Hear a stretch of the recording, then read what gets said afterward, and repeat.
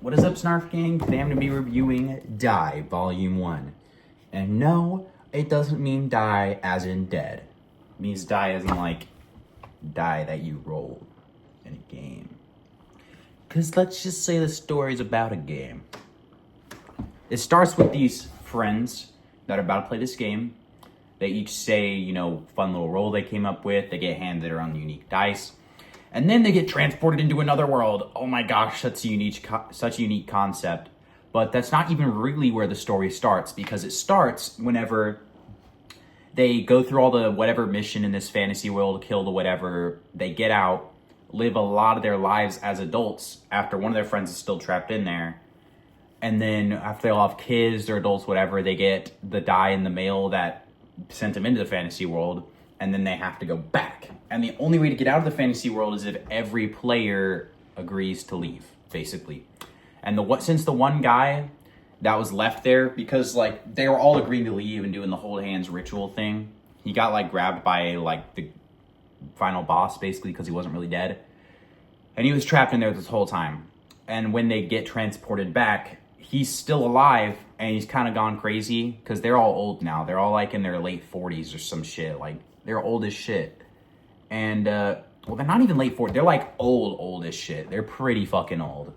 And they basically gotta try to find him, get him to convince him to leave. But when they do find him, he won't do it. So that's their problem. It's the thing they gotta deal with. And the art in this book is pretty crazy. Like, let me just show you some of the panels. Like, here's some pretty cool expression and the this landscape right here. It has sort of a painted style with the coloring, like watercolor almost.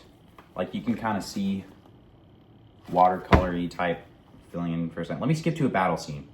There's some cool art in this volume. It's very expressive. It's very unique. Like, look at these villains right here. They look pretty freaky, I'm not gonna lie.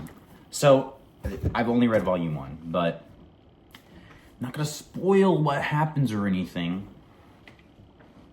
But I will give that art right there 9.5 out of 10. That is some good art right there, I will not lie. Story, I'll give it an 8. It's pretty interesting, I'm not gonna lie. I didn't think any parts of it were stupid. I didn't think any parts of it should be changed. And a lot of the times when I'm reading stuff, I do think some things are kind of stupid, but I like this, start to finish. So I'm probably gonna get the next one.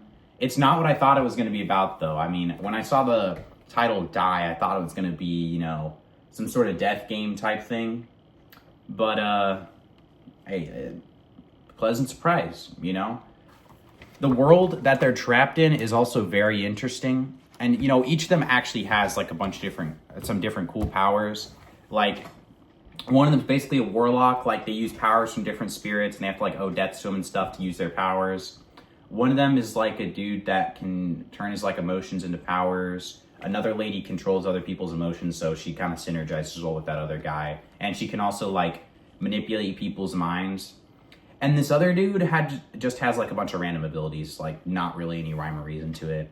And this one lady, she can, like, pay this, like, I don't even know what to call it, but it's basically just, like, this thing that transforms her into this cyborg thing. She literally can pay it money, and it will do that every day. But she has to redo it every day. So those are basically the main character's powers. And something that's very interesting about this series is when they're back inside of the world, a lot of their past and stuff that they did last time they were in there starting to creep up on them.